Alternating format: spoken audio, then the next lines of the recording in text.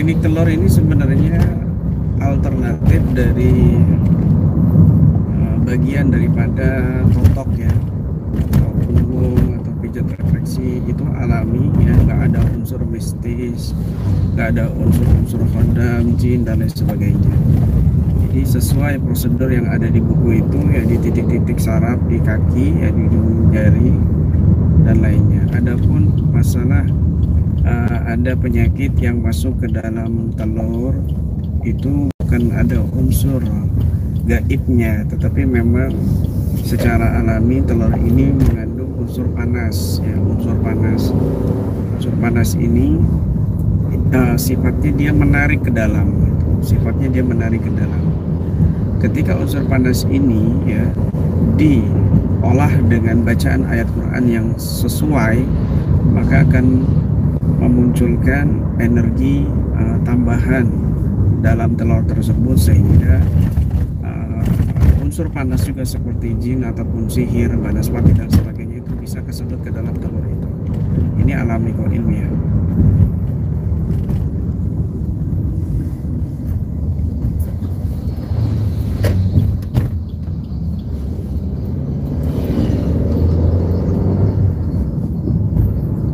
Saya orang awam di channel yang lain membahas tentang Sangyah Nur Cahyaning Nirwana, itu apa ya toh? Toh ya kok boten paham. Itu istilahnya slogan Jawa kuno ya. Slogan Jawa kuno. Panjang kalau dibahas di sini.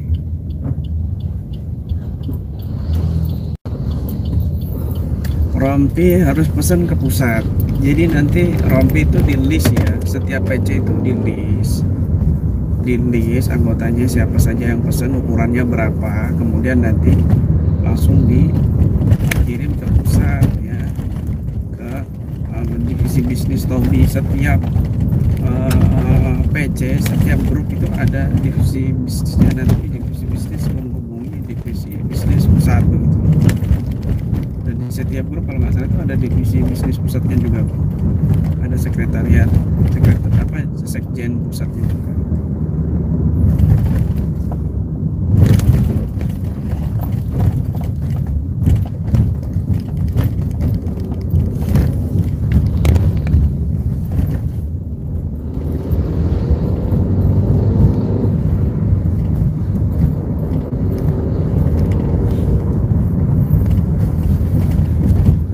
Ustadz Faizar ini ada statement beliau di channel channelnya waktu podcast sama seseorang itu, beliau mau silaturahmi ke saya, katanya mau belajar ilmu tarik sukma ya, ada kok itu viral itu, beliau mau belajar ilmu teknik tarik sukma ke saya. Silakan kalau mau silaturahmi ya. Dan satu lagi, kalau Anda tidak mengetahui apapun itu, silakan datang silaturahmi ke saya ya.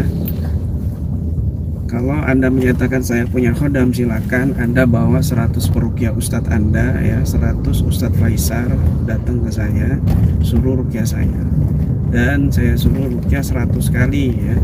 Saya kasih waktu 3 hari meruqyah saya, cabut semua khodam saya. Kalau saya bereaksi atau saya kesurupan, saya bertobat, dan semua orang-orang saya suruh bertobat, dan saya suruh kembali kepada ruqyah syariah yang versi Anda itu, yang versi Anda. Silakan ya, ambil khodam saya, ruqyah saya 100 kali ya. Saya akan ikuti metode dia. Apapun yang ini metode akan saya, kecuali kalau pakai kekerasan ya. Misalnya digebuk pakai rotan atau apa ya, ini namanya kekerasan. Saya nggak pernah ada kekerasan seperti itu. Bisa letam nanti ya, meskipun saya kebal rotan nanti ngomong kayak gini dibilang punya kodam lagi ya. Silakan panggil ustadz-ustadz Anda yang profesional, yang sudah puluhan tahun, datang ke tempat saya dan ruqyah saya ya. Ruqyah saya 100 kali sampai berbusa mulutnya, silakan. Kalau seandainya sedikit saja saya muntah atau reaksi ya, muntah saja, satu aja saya muntah gitu, atau bereaksi kesurupan, saya bertobat di hadapan Anda semuanya, dan saya publikasi ya. Saya streaming gitu, saya streaming ya. Silakan hodam saya cabut, mau hodam macan, mau hodam apa silakan cabut, dan ruqyah saya gitu. Saya tunggu ya. Silakan. Gitu. Yang menuduh saya punya hodam ya, saya tantang Anda datang ke rumah saya, ruqyah saya ya 100 kali, 1000 kali nggak apa-apa. Ruqyah saya ya, ruqyah kemudian gantian lagi ustadz yang lainnya ruqyah saya, gantian lagi ustadz satunya lagi ruqyah saya dengerin. Nah, dan saya manut teknik apapun yang dia lakukan, mau minum jamu apa herbal ya, bidara atau racun jin misalnya atau apapun itu silakan ya. Kalau saya muntah sedikit pun muntah, satu aja muntah atau saya reaksi kesurupan, saya bertobat di hadapan ada semuanya. Dan semua ya puluhan ribu tim kami saya suruh bertobat dari ajaran saya atau dari ruqyah saya, dan saya suruh ikut ustadz-ustadz Anda gitu, ustadz yang profesional ya.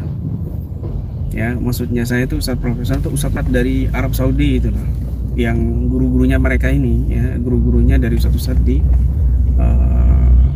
Indonesia datangkan untuk ruqyah saya dan cabut hodam saya tantang.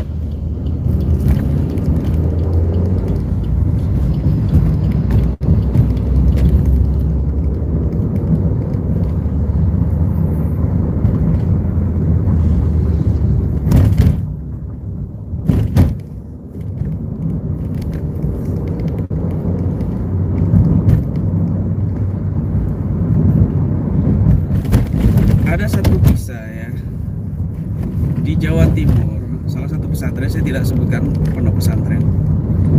Waktu itu kesurupan massal ada sekitar 11 orang ya. Kalau nggak salah 9 cewek, 2 laki-laki. Nah, beberapa santrinya sudah selesai ditangani, tapi ada 3 orang yang belum selesai. Beberapa hari ini nggak selesai-selesai, akhirnya mudirnya kebetulan kenal saya, menghubungi saya untuk datang ke pesantren ini. Itu luar biasa capeknya, akhirnya saya datang sama asisten saya berdua. Nah, sesampainya di sana saya nggak ketemu sama yang nelpon saya, tetapi ketemu dengan 3 ustadz hafid ya, hafid semua, hafidun Al-Quran, mereka orang-orang yang hafal Quran 30 juz. Tetapi responnya itu seperti biasa saja gitu. Maksudnya itu nggak mempersilahkan saya masuk ke kantor atau ke dalam atau menunjukkan yang kesurupan, enggak. Kemudian saya teleponlah diri itu, dan dia menelpon salah satu ustadznya untuk mengantarkan saya ke ruangan. Nah, saya diantar ke sana karena responnya nggak enak. Jadi saya mau ngasih pelajaran ke ustadz-ustadznya sebenarnya, bukan ke orang yang kesurupannya. Kesurupannya insyaallah mudah. Nah, kemudian sampai di sana di ruangan itu, 2 anak ini, yang satu anak masih kesurupan, yang satunya tidur. Nah, yang satunya ini kami tangani selesai ya, sekitar 15 menit. Kemudian tinggal yang satu yang tidur. Tiba-tiba dia terbangun dan langsung reaksi marah frontal. Siapa kamu? Ada apa kamu datang sini? Mau ngusir saya? Tidak, saya tidak mau ngusir Anda, mau ngusir kamu. Saya nggak mau ngusir kamu, saya mau ngeluarin kamu dari badan. Wah, sok kamu itu. Ini, ustadz ini, ustadz ini, ustadz ini. Dari kemarin mau mengeluarkan saya nggak bisa-bisa. Baca ini, baca ini. Saya ikutin, saya hafal semuanya itu yang dia baca. Terus saya tanya sama Ustaz, betul Ustaz? Iya, karena kami sibuk ngajar Ustaz, jadi kami nggak bisa fokus untuk nangani. Oke, saya dalam hati saya ngomong, ya sudah gini aja. Kamu dari mana? Saya sudah 20 tahun di tubuh anak ini. Sudah semua ustadz, sudah semua orang mau mengeluarkan saya, nggak ada yang bisa. Karena ini sudah turunan. Tuh. Kamu punya siapa? Punya bapaknya apa punya kakeknya? Tebak saja kalau kamu sakti. Aduh. Ya berarti jelasnya kamu punya orang tuanya ini kan gitu. keturunan kamu kan gitu. Semua orang sudah banyak yang mengorek, saya nggak bisa, apalagi kamu baru kemarin. Oh jangan sombong, bilang gitu kan.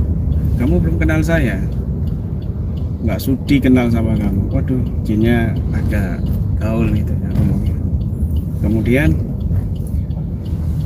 saya mulai tawasul dengan guru-guru saya dalam hati ya. Kemudian setelah itu saya kasih wanti-wanti sampai 3 kali. Yang ketiganya saya kasih peringatan begini, kalau kamu masih belum keluar, sudah saya kasih wanti-wanti dan sudah saya jelaskan Islam. Karena dia bertanya Islam itu apa dan kemana kalau dia masuk Islam gitu. Sempat dia agak ketar-ketir juga. Akhirnya saya bilang, saya ada mantra. Satu mantra, kalau saya bacakan satu mantra ini, kamu akan menyesal seumur hidup. Silakan, kupingnya dikasih ke saya. Kemudian langsung saya istighfarkan guru-guru saya, haibah guru-guru saya. Lalu saya bacakan mantra ini dan saya mau ngasih pelajaran ke 3 ustadz yang hafid Quran ini. Karena responnya agak enak gitu. Waktu saya datang, saya baca A'udzubillahi minasyaitonirrajim. Al-kalamu wal lafdzul murakkabul mufidu bil wada'. Apa ini? Panas. Langsung ustadznya bingung. Ustadz ini baca jurmiyah, kok jinnya teriak-teriak kepanasan. Kita ini baca ini, akhirnya yang tadinya begini dilepas tangannya kan. Saya mau ngasih pelajaran, saya bilang sama dia, ini masih panjang ini mantranya ini. Akhirnya saya ulang-ulang, al-kalamu wal lafdzul murakkabul mufidu bil wada'. Wah, berhenti, diam. Baru setelah itu saya bacakan ayat-ayat yang menjelaskan tentang Islam. Inna dina indallahil Islam, inna dina indallahil Islam. Tiba-tiba dia menangis, terseduh-seduh, seperti ketakutan. Akhirnya dia bersedia masuk Islam. Dan sejak saat itulah ketiga ustadz ini mulai turun, maksudnya mulai menghormati begitu. Ya tadinya nggak menghormati sama sekali, responnya nggak enak gitu.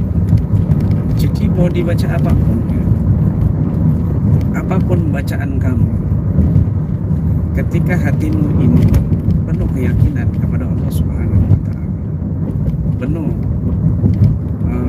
hikmah yang menancap di hatimu kebesaran Allah Subhanahu wa Ta'ala, maka bacaan apapun yang membaca itu efek. Apalagi ada ijazah yang tersambung, apalagi ada rabitu kepada guru-guru, maka itu akan menguatkan bacaan-bacaan ya. Begini, dengarkan baik-baik buat semuanya ya. Dan tadi juga bertanya yang dari Surabaya tadi, ya salam banyak. Mudah-mudahan didengar dan tinggal bangsa ini. Mau bahasa Jawa, mau bahasa Madura, bahasa Indonesia, ngefek. Asalkan niatnya kamu itu berdoa kepada Allah Subhanahu wa Ta'ala. Kenapa demikian?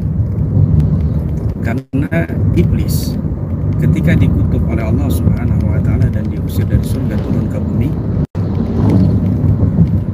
iblis berdoa kepada Allah, Rabbi anzirni ila yaumi yub'atsun, ya Allah tunda usiaku sampai hari dibangkitkan, panjangkan usiaku sampai hari dibangkitkan. Apakah Allah tidak mengabulkan doa iblis itu yang sudah dikutuk oleh Allah, yang sudah dilaknat? Allah masih mengabulkan doanya iblis. Innaka minal munzirin, hai iblis, kamu seorang orang yang ditunda usiamu sampai hari dibangkitkan, sampai hari kiamat. Ketika iblis berdoa dan dikabulkan oleh Allah Subhanahu wa Ta'ala, dan Allah mengabulkannya, berdoa kepada Allah dan Allah mengabulkannya, padahal iblis sudah dikutuk dan dilaknat oleh Allah Subhanahu wa Ta'ala, maka bagaimana seorang mukmin yang penuh hatinya keimanan kepada Allah Subhanahu wa Ta'ala ketika dia berdoa? Iblis akan ketar-ketir, ketakutan ketika seorang mukmin yang penuh cinta, imannya kuat, takwanya kuat, tinggi di sisi Allah Subhanahu wa Ta'ala. Iblis akan ketar-ketir, apalagi jin yang di bawahnya, Makanya tidak heran kamu menyaksikan fenomena juhala orang-orang yang tidak memiliki ilmu agama yang matang, ya, yang di TV-TV. Modal doa saja itu sudah ngefek, ya. Ya Allah, jika ada jin dalam tubuh ini, keluarkanlah. Kun fayakun. Itu ngefek, langsung teriak-teriak. Padahal dia cuma doa bahasa Indonesia. Makanya ada statementnya dia yang melarang membaca Al-Quran kepada pasien yang kesurupan, ya, pasien gangguan gaib, atau dibacakan di air karena bisa mendatangkan jin atau mengunci jin. Kan ada statementnya seperti itu, ya. Karena saya lihat dia baca Qurannya nggak lancar, tajwidnya amburadul. Tapi modal doa dengan bahasa Indonesia, pasien ngefek. Fenomena apa ini? Fenomena doa kepada Allah Subhanahu wa Ta'ala, gitu. Itu doa, ya. Lalu bagaimana dengan kita bacakan ayat-ayat Al-Quran?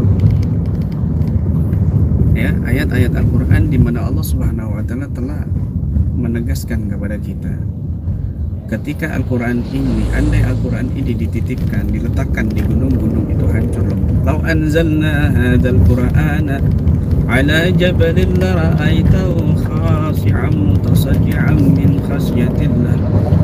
Tilkal amsalu nadribuha linnasi la'allahum yatafakkarun. Seandainya aku titipkan, aku amanatkan Al-Quran ini di gunung yang kokoh, yang tinggi sekali, ya. Gunung kan kokoh, tinggi, kuat, maka kamu akan melihatnya gunung itu dalam keadaan hancur karena takut kepada Allah Subhanahu wa Ta'ala. Gunung yang kokoh ini untuk kita berpikir, la'allahum yatafakkarun. Kita berpikir, gitu loh. Diajak berpikir oleh Allah Subhanahu wa Ta'ala bahwa gunung yang kokoh, yang tinggi, yang besar, yang kuat, ketika diamanatkan, diturunkan Al-Quran saja, lebur, hancur, ya, hancur lebur karena takut kepada Allah. Cuma ngatasi dukun dan sihir, ya. Kalau betul-betul dibaca dengan keimanan kepada Allah yang penuh, maka kalau dia bacakan untuk sihir-sihir itu akan hancur lebur, gitu. Doa yang penuh keyakinan ditambah dengan ayat-ayat Quran, maka itu sudah membuat jin, setan bocah kecil, begitu, ya. Jadi ini yang perlu dipahami.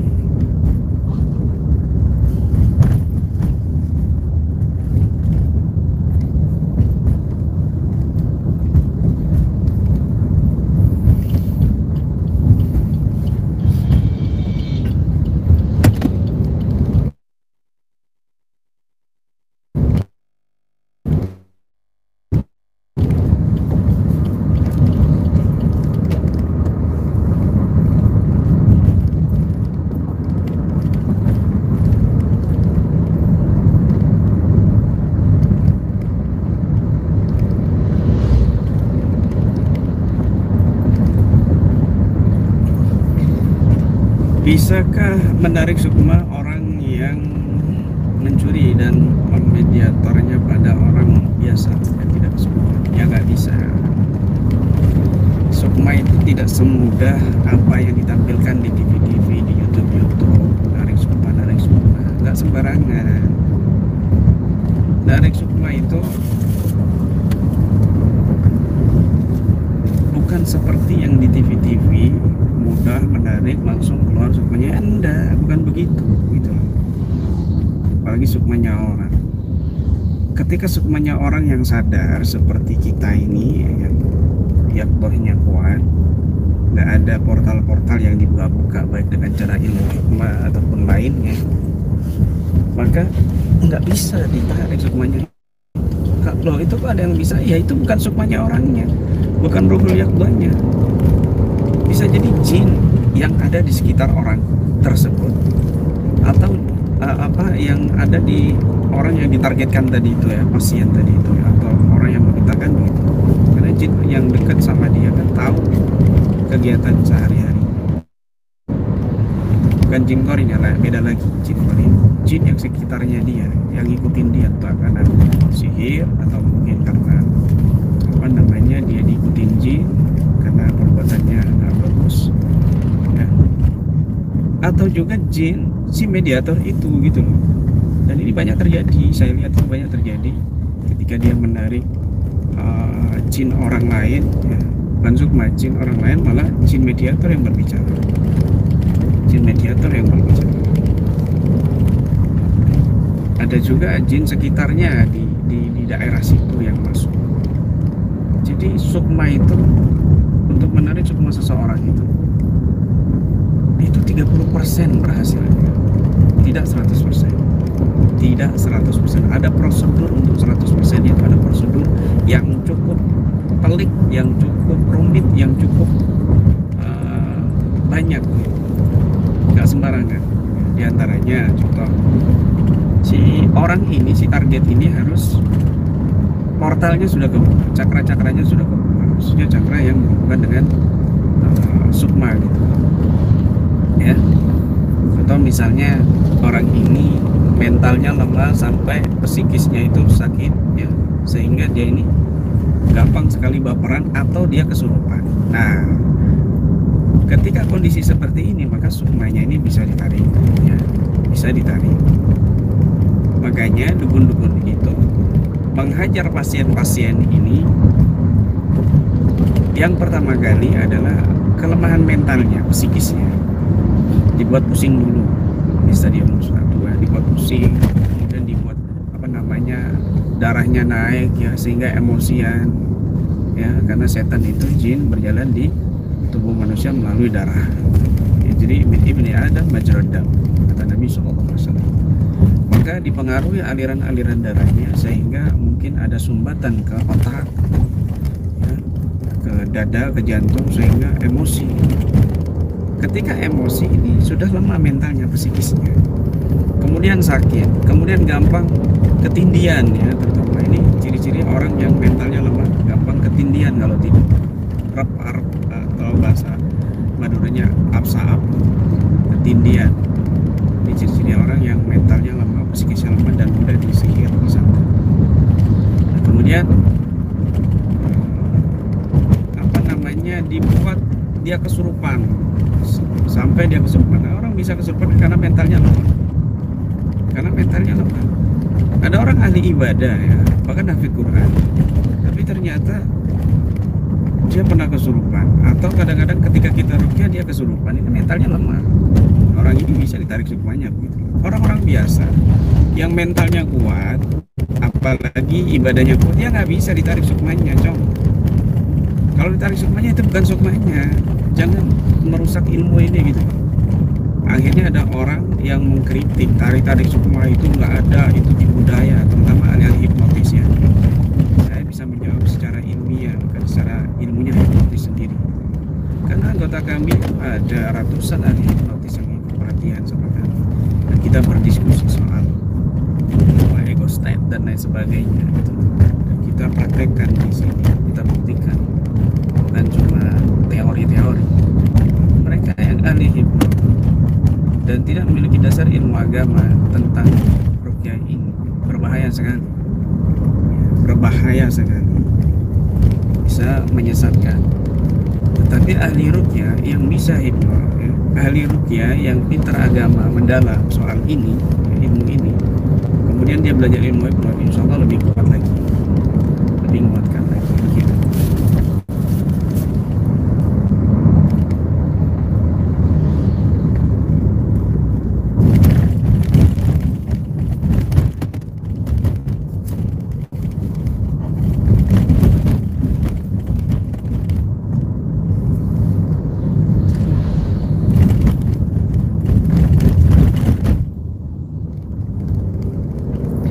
Muhammad Gufran, meruqyah tidak reaksi ya.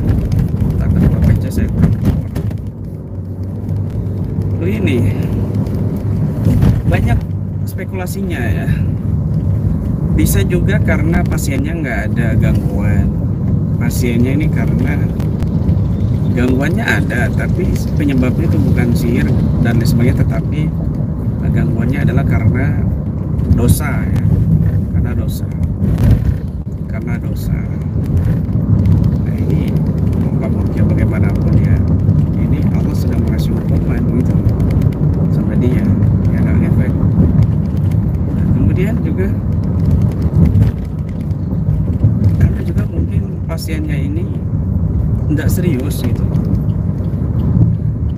Kemudian juga mungkin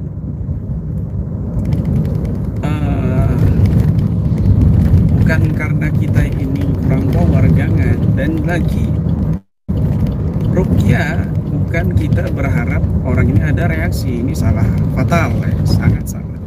Kalau kamu berniat meruqyah orang lain dengan tujuan reaksi kesurupan atau muntah, ini dosa hukumnya bagi saya, dosa hukumnya bagi saya sendiri, ini ijtihad saya sendiri, dosa hukumnya karena kamu berharap orang ini muntah.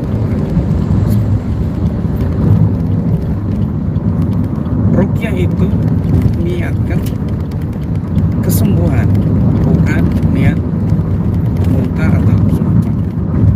Jadi kalau pas dia datang diundang ruqyah sudah ada tujuan, ini gimana caranya dia reaksi. Nah ini kesalahan fatal para praktisi. Niat yang seperti ini salah besar, salah besar. Jangan sekali-kali jangan. Ya. Ruqyah mau ada reaksi mau enggak, yang penting kamu sudah beruqyah gitu loh. Manfaatnya setelah itu yang kamu tunggu ya. Hasil kebaikannya setelah itu yang kamu tunggu. Semua atau lebih baik lagi gitu. Jangan cari kita terus semangat, ini ngaco.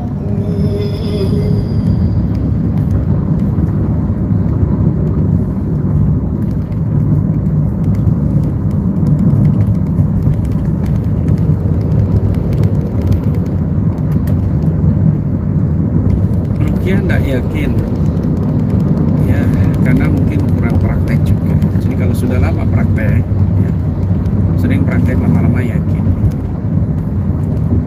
Orang yang banyak dosa, preman saja, supir-supir saya juga dari Sutono, Suroto, dan preman semua yang nggak bisa baca Quran dan juga banyak berbuat dosa. Alhamdulillah berubah, mau sholat ketika ikut saya ya. Dan juga setelah ikut saya dia di rumah lebih rajin lagi sholatnya. Bahkan habis maghrib dia nggak keluar sampai bisa baca sholawat 10 kali setiap supir saya preman belum bisa baca Quran, hanya belum hatam Iqra juga. Setelah ikut saya alhamdulillah berubah dan pasiennya banyak di rumah, padahal nggak bisa baca Quran. Modal keyakinan saja top sudah luar biasa. Pasien-pasien muntah dan banyak yang jinnya diislamkan olehnya.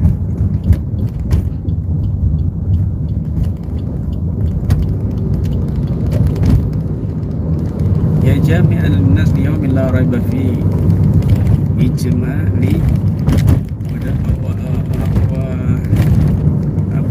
dan motorku itu ada di Faidul Manan justru untuk amalan untuk sesuatu yang hilang supaya cepat kembali.